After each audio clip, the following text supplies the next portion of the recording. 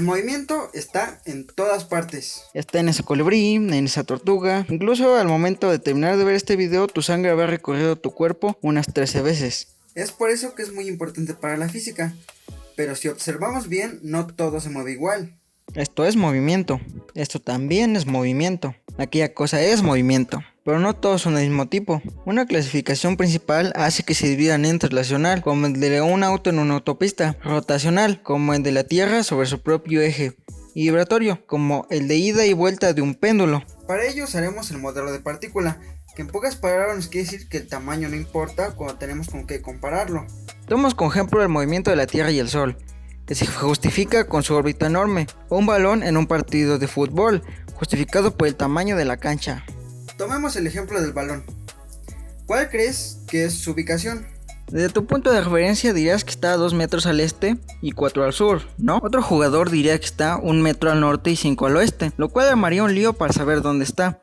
Es por ello que se crea un punto de referencia común, al cual denominamos origen. Una vez determinado uno en común, queda determinada la posición, y si esta posición la conocemos en todo momento, exacto, conocemos el movimiento por completo. Esto nos quiere decir que si nos falta un tramo de posición, no sabremos su movimiento completo, ya que puede ser así o así.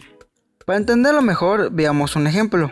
En este caso, un auto que se mueve a lo largo del eje X adelante y hacia atrás. Cuando empezamos a recopilar los datos, el auto ya se halla a 30 metros del origen. Si colocamos un cronómetro para saber su posición, cada 10 segundos veremos su comportamiento en esta gráfica, que comúnmente se llama gráfica posición-tiempo. En este caso, la posición es en el eje X, es por ello que tiene la letra X. Como vemos, nos encontramos con un comportamiento extraño, y no es que el conductor está loco para andar haciendo estas cosas en la calle, sino el llamado desplazamiento, que se define como el cambio de posición en algún intervalo de tiempo, desde una posición inicial a una final. Y ojo, no lo mismo que distancia, ya que esta sería la longitud de una trayectoria seguida por una partícula.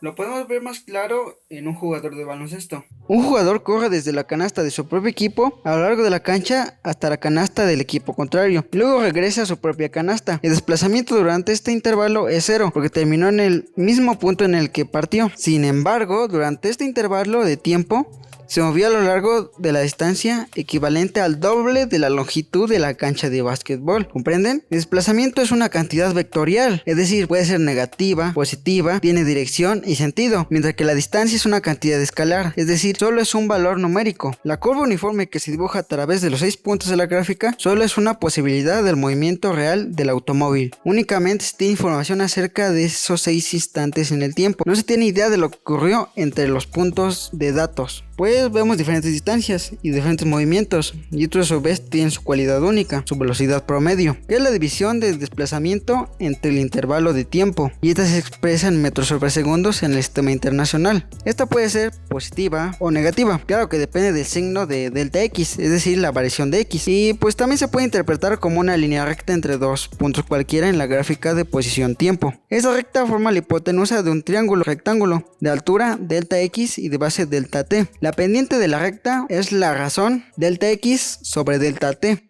Delta significa la variación, es decir, la diferencia entre el valor final y el valor inicial. Y con esto podemos decir que mientras más vertical la pendiente en la gráfica posición-tiempo, más rápido se mueve el objeto.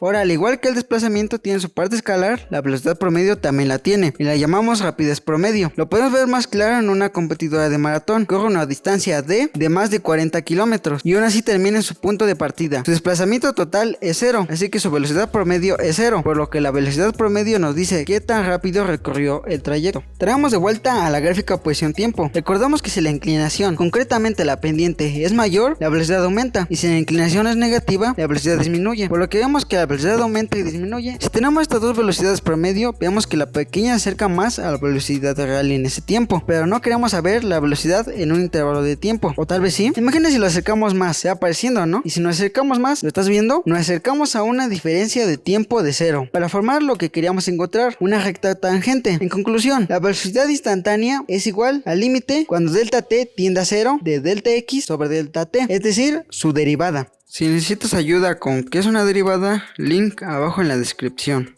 La representación pictórica de un problema puede servir para entender cómo funciona la vida real, pero en la mayoría de los casos vamos a necesitar de una representación tabular o gráfica para llegar a la representación matemática y poder resolver mejor un problema. Ahora, como en el ejemplo del auto, la gráfica posición-tiempo con recta inclinada hacia arriba quiere decir que se mueve en dirección positiva. Con línea recta horizontal nos dice que el cuerpo se queda en un solo lugar mientras el tiempo sigue avanzando, ya sea desde el origen o cualquier otro punto. Inclinada hacia abajo, que el cuerpo se mueve en dirección negativa. Ahora, estas gráficas, como verás, tenemos unas pendientes constantes, es decir, velocidad constante. Eso lo tenemos claro, ya que sus gráficas velocidad-tiempo se observa una recta recostada. Este comportamiento lo llamamos movimiento rectilíneo uniforme. Tenemos que debido a que la velocidad es constante, la promedio también lo es, por lo que tenemos la siguiente expresión. Y como el desplazamiento es igual a esto, formamos esto. En la práctica, por lo general, se elige el tiempo al principio del intervalo como ti igual a 0 y el tiempo final como t final igual a t, de modo que la ecuación se convierte en esto. Pero, ¿qué sucede cuando la posición es lineal? Es decir, tenemos algo como esto. El cambio de posición tan rápido nos da a entender que la velocidad ya no es constante, es decir, la velocidad varía. A este comportamiento lo llamamos movimiento rectilíneo uniformemente acelerado. ¿Pero qué es esto? Pues bien, a la variación de la velocidad con respecto al tiempo la llamamos aceleración y sus unidades en el sistema internacional son de metros sobre segundo al cuadrado. La aceleración promedio se define como delta v sobre delta t y en muchas situaciones esta puede ser diferente en distintos intervalos de tiempo. Para esos casos se utiliza la aceleración instantánea o simplemente aceleración. Esto sería la derivada de la velocidad y la segunda derivada de la posición. En el movimiento rectilíneo uniformemente acelerado, la aceleración instantánea y la aceleración promedio tienen el mismo valor. Gracias a la sustitución podemos encontrar incógnitas como la velocidad en un tiempo, la velocidad con la que empezó o su aceleración, e incluso una velocidad promedio en función de la velocidad inicial y final. Recuerda que todo esto se cumple si la aceleración es constante. En diversas situaciones vamos a necesitar la ayuda de otras relaciones de datos, ya que es posible, por ejemplo, que no nos den la aceleración, pero es posible que nos den la posición final y la inicial, y mediante sustitución obtenemos esta expresión.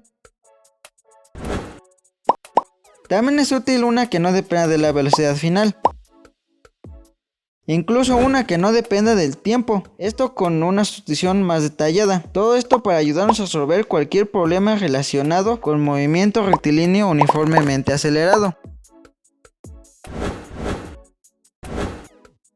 De esa forma obtenemos estas tres poderosas expresiones. Ahora solo falta aplicarlas.